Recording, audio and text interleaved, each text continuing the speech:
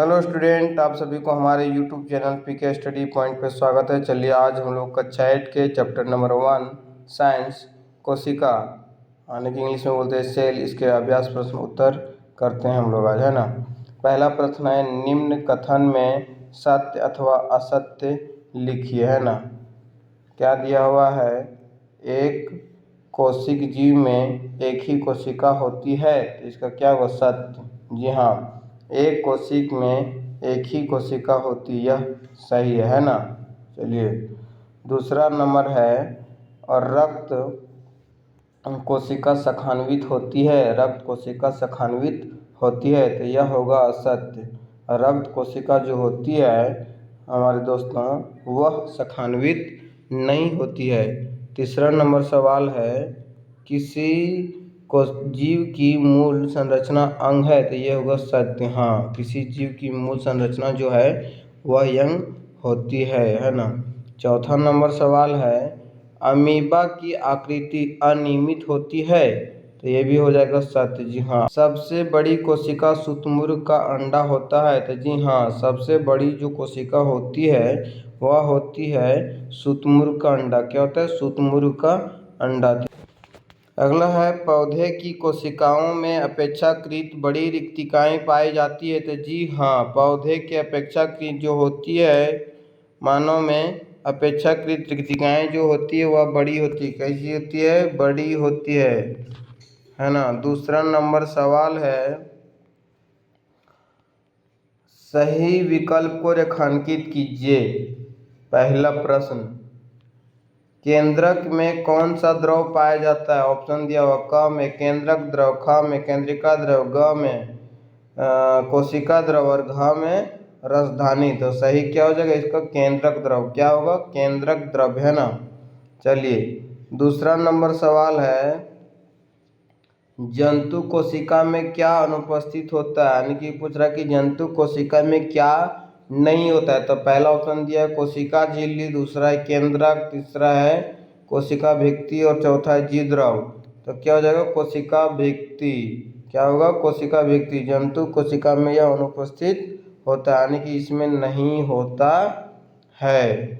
चलिए तीसरा number, chloroplast किसमें पाया जाता है। पूछ रहा है क्लोरोप्लास्ट किसमें पाया जाता है। दिया ऑप्शन, पहला को जंतु कोशिका में, दूसरा पौधा कोशिका में, तीसरा दोनों में और चौथा किसी में भी नहीं। तो जो क्लोरोप्लास्ट होता है वह पौधा कोशिका में होगा, क्योंकि हम लोग जानते हैं कि क्लोरोप्लास्ट के कारण ही जो पत्तियां होती है वह हरा होती है ना। चलिए चौथा नंबर सवाल है, अमीबा एक एकल कोशिकीय जीव है, इसके एक ही कोशिका में होता है।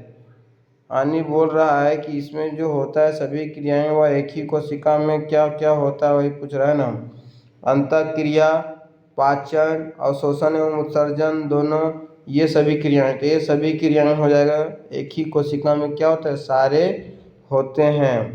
तीसरा नंबर सवाल है, कोशिका झिल्ली को चयनात्मक पारगम्य क्यों कहा जाता है। इसका उत्तर हो जाएगा, कोशिका झिल्ली एक कोशिका को दूसरी कोशिका एवं घेरे हुए माध्यम से अलग करती है। यह कोशिका को एक निश्चित आकृति प्रदान करती है और आंतरिक अंगों को सुरक्षा प्रदान करती है ना। इसका सही आंसर यही हो जाएगा।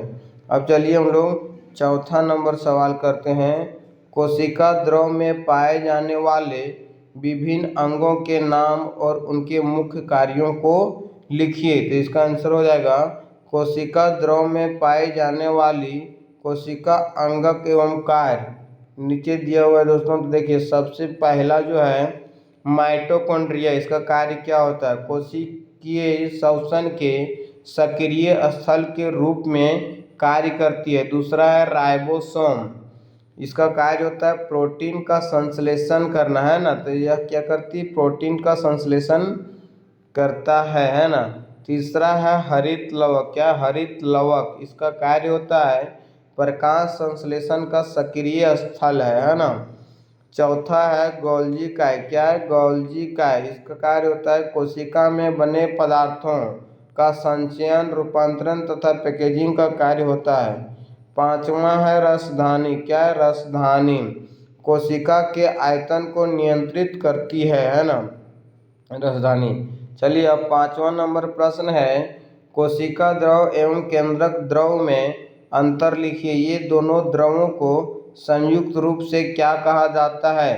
पूछ रहा है कि कोशिका द्रव और केंद्रक द्रव जो होता है दोनों सम्मिलित रूप मिलता है तो यह क्या बनता है, इसे क्या कहा जाता है? तो इसका सही जवाब हो जाएगा प्लाज्मा झिल्ली में केंद्रक झिल्ली के बीच वह स्थान होता है उसमें कोशिकांग पाए जाते हैं। इस क्षेत्र में जो द्रव भरा होता है उसे कोशिका द्रव कहते हैं। केंद्रक झिल्ली के घेरे हुए क्षेत्र को केंद्रक कहते हैं। इसमें केंद्रक के उपांग होते हैं। केंद्रक में भरे हुए द्रव को केंद्रक द्रव कहते हैं। अब चलिए देखते हैं कि मिल करके यह क्या निर्माण करता है ना। कोशिका द्रव और केंद्रक द्रव के संयुक्त रूप तो जीव द्रव कहलाता है। देखिए यहाँ दिया हुआ है ना, कोशिका द्रव प्लस केंद्रक द्रव, कोशिका द्रव प्लस केंद्रक द्रव क्या बना? जीव द्रव है ना, तो जीव द्रव का निर्माण करता है। चलिए 6ठा नंबर सवाल आपको हम लोग देखते हैं।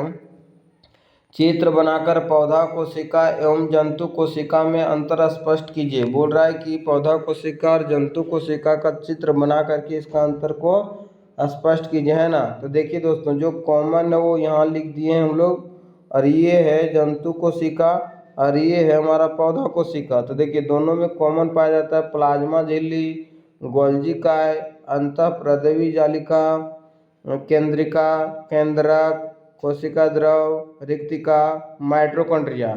लेकिन देखिए जंतु कोशिका में रसधानी अलग से पाई जाती है, रिक्तिका है ना, और पौधा कोशिका में देखिए हरित लवक, कोशिका भित्ति है ना। आगे चलिए देखते हैं हम लोग जंतु कोशिका। जंतु कोशिका में भित्ति नहीं होती है लेकिन पौधा कोशिका में कोशिका भित्ति होती है। जंतु कोशिका, जंतु इसमें हरित लवक नहीं पाए जाते हैं लेकिन पौधा कोशिका इसमें हरित लवक पाए जाते हैं। जंतु कोशिका में रिक्तिकाएं आकार में छोटी होती है, पौधा कोशिका में रिक्तिकाएं आकार में बड़ी होती है ना। चलिए अब हम लोग 7वां नंबर सवाल देखते हैं। कोशिका में क्रोमोसोम अथवा गुणसूत्र कहाँ पाए जाते हैं? उनके कार्यों का वर्णन कीजिए। इसका आंसर हो जाएगा कोशिका में क्रोमोसोम अथवा गुणसूत्र केंद्रक में पाए जाते हैं। गुणसूत्र जीन के धारक हैं और आनुवंशिक गुणों अथवा लक्षणों को जनक से अगली पीढ़ी में स्थानांतरित करती है। चलिए 8वां नंबर सवाल हम लोग देखते हैं ना। पौध कोशिका में कोशिका भित्ति का क्या कार्य होता है? इसका आंसर हो जाएगा पौध कोशिका में कोशिका भित्ति सुरक्षा का कार्य करती है ना। अब 9वां नंबर प्रश्न को हम लोग कर लेते हैं, है ना। कोशिका के आकार का जीवों के आकार के साथ कोई संबंध नहीं होता, क्या आप इससे सहमत हैं? यदि हाँ तो अपने उत्तर को स्पष्ट कीजिए। देखिए इसका आंसर, कोशिका जीव के शरीर की सूक्ष्मतम संरचनात्मक एवं कार्यात्मक इकाई होती है। कोशिकाओं के मिलने से ऊतक बनते हैं और ऊतकों के मिलने से अंग बनते हैं।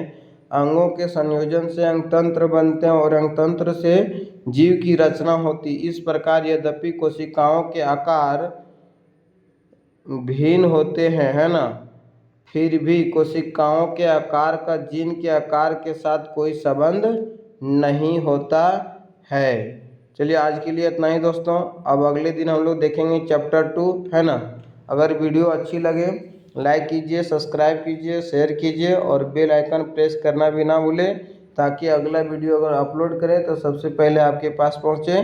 चलिए आज के लिए इतना। जय हिंद, जय भारत, वंदे मातरम।